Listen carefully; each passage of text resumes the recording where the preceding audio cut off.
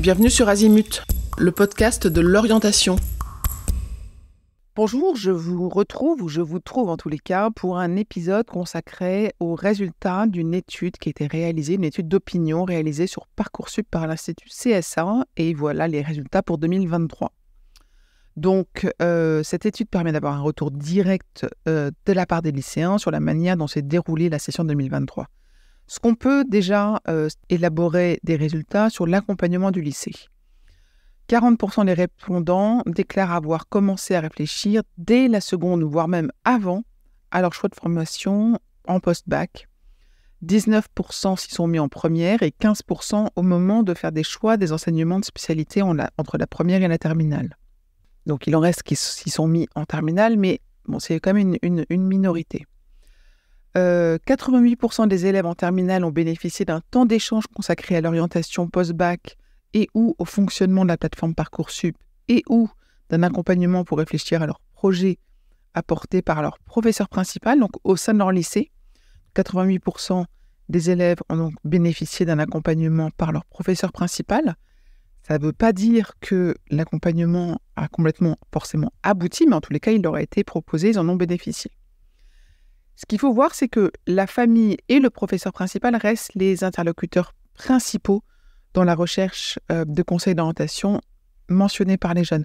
Et la famille est bien le premier. Parce que quand on demande aux jeunes à qui ils ont cherché à s'adresser pour échanger et pour obtenir des conseils sur leur projet d'orientation, eh bien 75% d'entre eux citent leur famille et leurs proches en premier, et puis 61% leur professeur principal. En ce qui concerne les moyens de se renseigner, les journées portes ouvertes, c'est l'endroit où aller d'après eux, et puis le site Parcoursup. Les outils les plus utiles pour construire son projet d'orientation selon les élèves ont été les journées portes ouvertes, puis Parcoursup, le site Parcoursup. Et puis ensuite vient le site de l'ONICEP, et puis les salons d'orientation. Donc Azimut ne faisant pas partie de la liste, nous ne savons pas si ça leur a été plus utile, moins utile, etc. C'est une étude qui porte effectivement sur tout ce qui est lycée, Parcoursup et propositions faites par les organes gouvernementaux. Au total, 84% des élèves ont bénéficié d'un accompagnement de leur lycée sur Parcoursup pour leur inscription et la création du dossier sur Parcoursup et la formulation et la confirmation de leurs vœux sur Parcoursup. Donc un accompagnement qui est jugé suffisant pour une majorité de lycéens, donc 60%. Ce qui veut dire aussi que 40% des lycéens ne trouvent pas ça suffisant et que vont-ils faire? Peut-être s'adresser à leurs parents.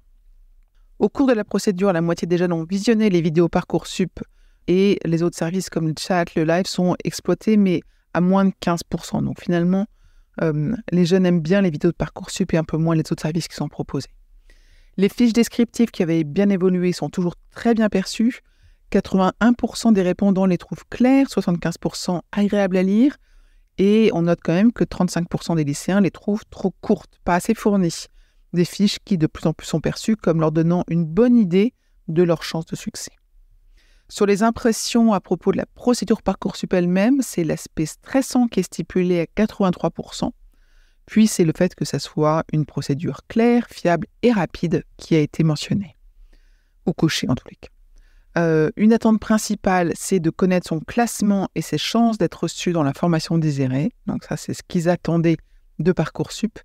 Et on peut en conclure une satisfaction globale de la plateforme qui se confirme par rapport aux années précédentes. Voilà pour les chiffres 2023.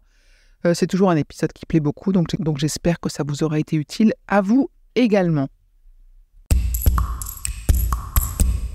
Je vous retiens quelques secondes de plus et je vous remercie pour votre fidélité et votre attention.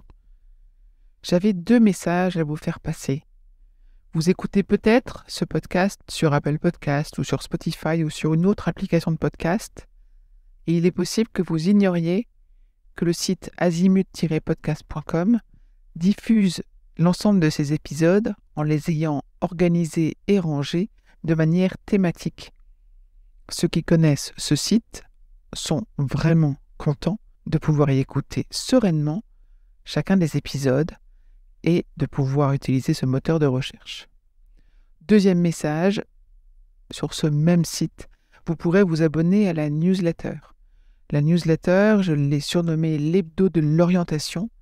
C'est une newsletter qui, comme son nom l'indique, est envoyée chaque semaine, le mardi pour l'instant. Et c'est dans cette newsletter que vous trouvez les indications des nouveaux épisodes, des guides que nous diffusons et de temps en temps, nous vous annonçons les masterclass, les ateliers, etc. que nous organisons. Bref, je vous conseille vivement de vous abonner à cette newsletter. À très vite et encore une fois, merci de votre fidélité avec Azimut. Parlons orientation.